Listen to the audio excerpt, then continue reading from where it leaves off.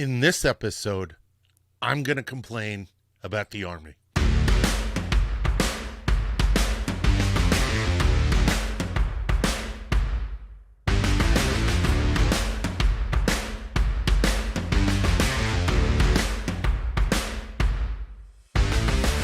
Hey, what's going on?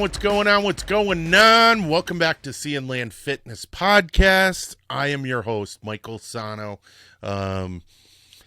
What's going on? Hope everything's going well. This podcast is brought to you by Sea and Land Fitness. An update on that. We have just changed our website address to make it a little bit easier. So it is now, I don't know if you've noticed, it's www.sandlfit.com. So it's kind of been shrunk a little bit, but go on over there, check it out. We've got hats, we've got shirts, we've got swim caps because I swim quite a lot. And what else do we have over there? We've got Garmin watches. You can get all your technical gear there. We also have, I think I have a couple left of the Garmin scales, which I use. Definitely recommend picking one of those up. They hook right up to your watch. They're amazing. But go on over there, check it out. The other thing that we have is why I'm going to be complaining about the Army today. So, hold on. Let me have a sip of coffee. Peter Madeira, this is for you. All right. So, just to give you guys a little bit of background, I'm not just cold bitching about the Army. So don't think that. I am, or Sea and Land Fitness, which is me, is in the process right now of developing preparatory programming for individuals who want to join the military. We have different tiers of it, tier 3, tier 2, and tier 1. And tier 3 is geared towards individuals who want to get in shape and get themselves up to the fitness standards of that they're going to experience in boot camp. Tier 2 is, of course, for people who want to go to some serious schools. Like if you were going to be infantry, like I was when I was in the Army, you'd want to pick up tier 2 because that's going to have some ruck marches and stuff like that in it. And then tier 1 would be for those people who want to go be Navy SEALs. They would want to go be Army Rangers, Airborne, Air Force Pararescue, even people who in the Marine Corps, MARSOC, do that kind of stuff. But even for the Coast Guard, for guys who wanted to be those rescue divers who jump out of helicopters. I've seen some really crazy videos about that, and their fitness standards are out of control. So this all started from a need where a number of, about 2 years ago, I was watching this, I think it was Joe Rogan podcast, and he had Tim Kennedy, and he was talking about manpower. And he was talking about not only can special forces and special operations not get their manpower met due to this issue, but normal recruiting on its own couldn't get up to their body count, so to speak. Horrible turn of phrase. But they couldn't get enough bodies in the door. Or it's not that they couldn't get bodies in the door. They couldn't get enough qualified bodies in the door to send off to boot camp. They didn't meet the fitness standards or the body weight standards, the body fat percentage standards. So I came up with Sea and Land Fitness, and all of the gear is a buy-in to sort of accompany the fitness plans. I kind of did it a little bit backwards. You should do the fitness plans but I had a couple of courses at the University of Florida, and I wanted to get my NSCA TSAC, which is Tactical Strength and Conditioning Facilitator, which I just got, before I put the final stamp on the plan that I had, the program that I had, the fitness program. And I'm patting myself on the back a little bit because there's only some tweaks that I need to make. But, and this is important, this is to get you prepared so that boot camp, I'm not going to say boot camp's easy. It's not to, but doing this program would make it easier for you. So I thought I'd watch a couple of videos just to make sure and get some visual evidence that what my perceptions were correct. And one of the videos that popped up was, and I'll put a link in the description below. It is about what's called the Future Soldier Preparatory Course. And it's a 30-day course that if you go sign up for the Army, I don't know how it works. I'm assuming if you're over, if you're outside of a standard, you can request this course, or maybe they just offer it to you right off the bat. But you can go to this, and it's really good. It's run by a guy, Lieutenant Colonel Hayes, and he's a really great guy, and he's really motivated about doing this. And it's, I guess it's a relatively successful program, and it's so successful that they were able to increase their budget and get another battalion of people. And a battalion is just, for those of you who don't know, a large number of infantry or military companies. Company is another. It's all size structures. But they were able to get another couple hundred guys. What's a battalion? Company is about 150 people, and so another 1,000 guys, 1,500 guys and girls. So there's a need. The Army is seeing it, so they're doing something about it. But this is where I'm complaining. The attempt that Lieutenant Colonel Hayes is making is right on. The attempt that the Pentagon is making, or the Department of the Army is making, is falling far short of what I think they need to do. I'm going to have another sip of coffee because I just said that out loud, and it's woo. Am I shooting myself in the back here? So Hayes is doing well. Colonel Hayes is doing what he can with what he's got. What he's got is important. That's an important phrase, an important concept. So he can only do something when those soldiers are sent to him. So he only has so much reach, meaning he can't go out into the public and get these kids who want to join to go and do what they need to do. There are a lot of resources online. You can go to army.com. You can even go to, I think it's seals.com. But army.com does it too. They give you all the stuff you need in order to get yourself ready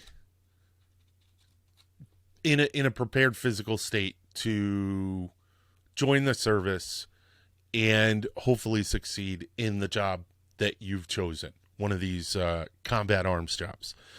But the problem, the major problem, is that there is no coaching prior. If we were taking or making a concerted effort towards ensuring that our future sailors, soldiers, Marines, and Coast Guard people, I don't know. I was in the Navy too. So I was in the Navy for 6 years and the Army for 4. And I was on submarines for 4 of those years.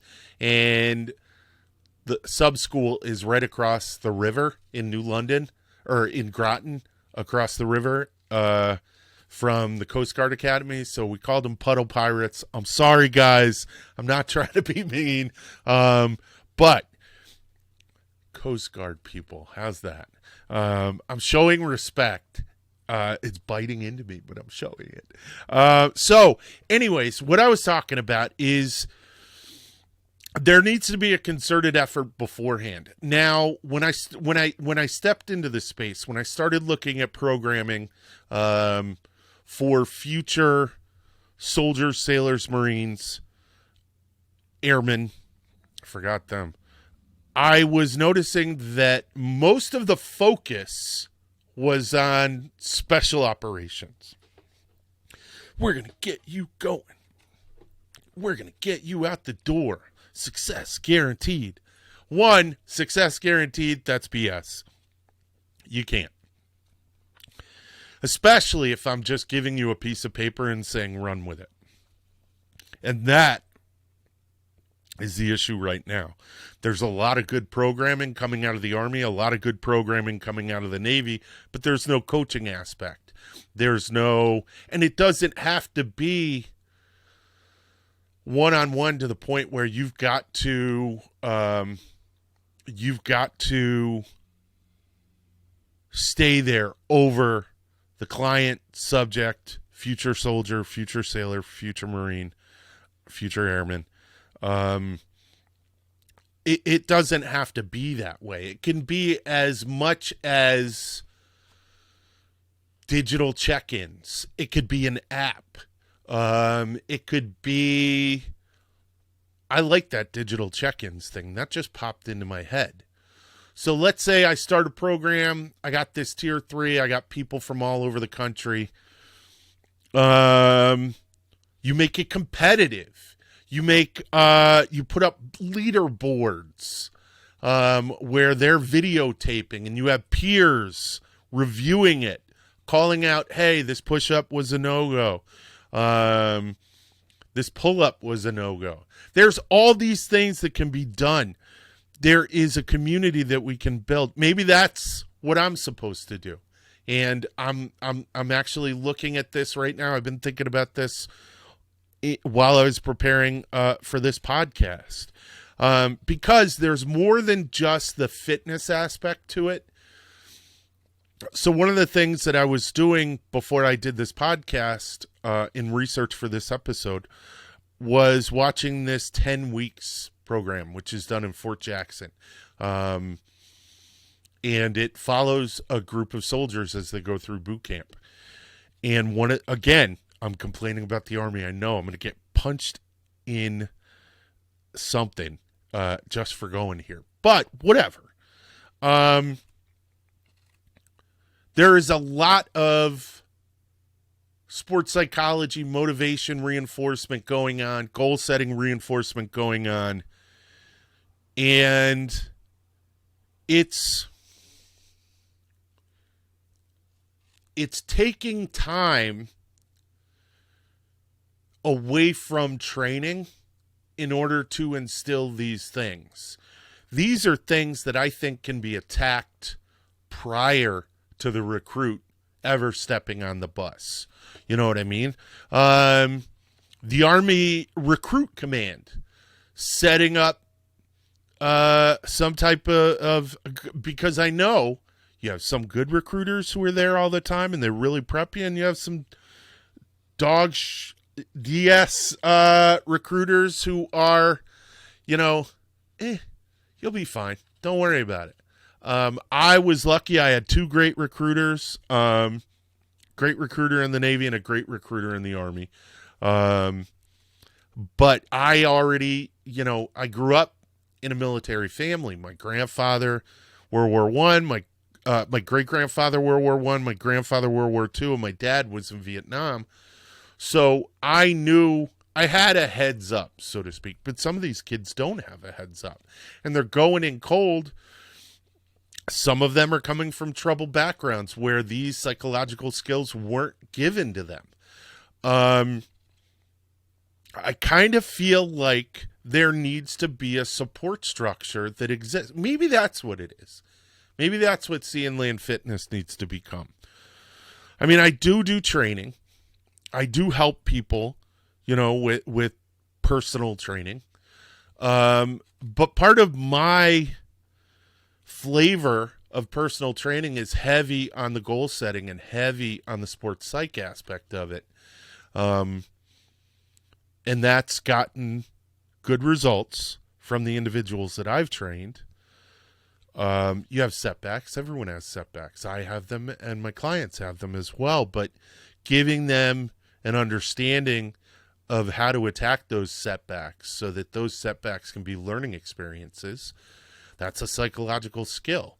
There's one kid who made it, Alan, I think, in the 10 weeks video, and I was so stoked because he really was experiencing some negative self-talk continually and was able to push through. But this guy was a PT bandit. He would do physical training and he was in the higher percentile on the fitness test.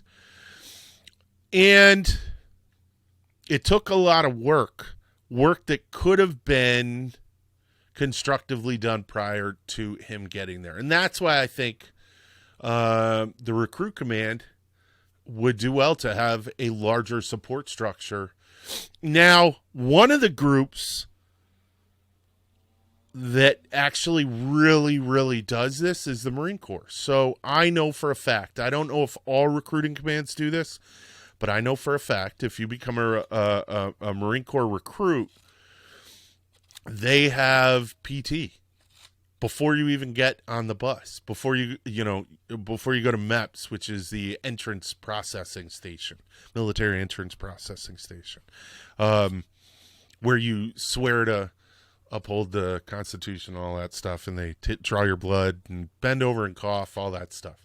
But the Marine Corps does a lot in order to socially integrate these kids who are from the street, not necessarily the hard street, but from a civilian community into the military community so that Marine Corps recruits have a little bit better understanding, I wish, of what they're going to be experiencing. And I wish that the Army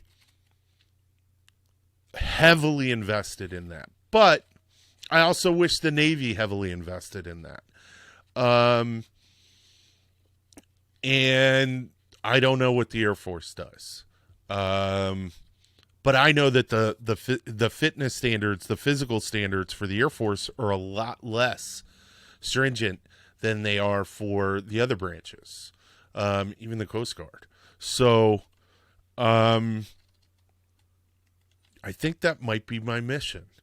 Maybe we can develop. How about that? Maybe we can develop a honeybadger network that has TSACs from all over the country. Tactical strength and conditioning facilitators from all over the country. And we could price it really inexpensively, because that's one of the things that kind of ticks me off a little bit. I've seen a lot of these special operations fitness programs online, and they're looking for 150, 250 results guaranteed. You're going to be hard. Trident Fitness, Green Beret Fitness, and I feel like, having gone through what we've gone through, been in the military, special operations or not, we have an obligation to continue the ideals that we experienced, that we had, that we learned, to the next generation and the future generations after that. And I don't think, ripping money out of people's wallets is the way to do it. These are high school kids. These are people. There is a segment of the population that enlists in the military who is doing it not out of patriotism, but out of a defined need to elevate themselves out of whatever shitty situation they're in. And by charging them an arm and a leg and half their ass, we're not doing what we swore to do. So I think that's what I'm going to work on. I'm going to have a couple phone calls, and I'm going to see what I can do about something like that. Because if we can, I'll develop the programs. I have the background to do it. I have the credentials, certifications, all that stuff. And anything I don't know, I know exactly who to call. And then we'll see if we can start a honey badger kind of network. And get people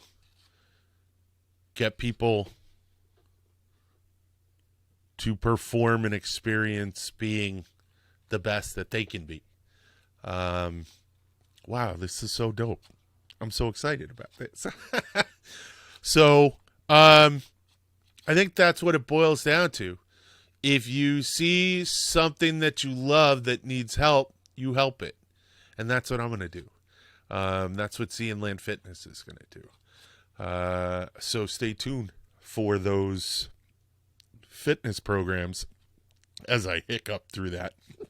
They're going to be evidence-based, scientifically evidence-based. The best minds at the University of Florida and the Department of Defense are going to help me generate something that's going to help all of you. It'll help you if you want to go into the military. It'll help you if you're in the military and want to get better and go on to do something stronger, greater. It'll help you if you were in the military and you just want to feel like you did. I'm going to help you guys. I'm going to get you guys going. I'm going to get everyone tracking. And then we're also going to offer some type of mentoring. That's going to be included. Something cheap. And if I can't be the one who talks to you, we're going to get some good people who can talk to you. Because there are a lot of shit-hot men and women who have served and would be glad and proud to help you out. So we're going to get you the psychological skills. We're going to get you the fitness that you need. And I'm going to put the applied in applied physiology and kinesiology and sports psychology. So there you go. All right. I think that's pretty much all I have for right now. I'm kind of jazzed. I got work to do, guys. So, all right, that's all I got. Thank you so much for checking out this podcast. I hope you enjoyed it. And if you could, please go over to www.sandlfit.com. I'm going to have to remember that because I know for a fact I'm going to screw up a couple of times. I got to make sure I correct it in the video as well. If you have anything to say about all of this stuff, reach out to me. If you want to help, please reach out to me. If you think I'm doing something wrong or if you think it needs to be kinked a little way, give me a call. But yeah, let me know. Let me know how this idea sits with you. And if you want to help, reach out to me, please.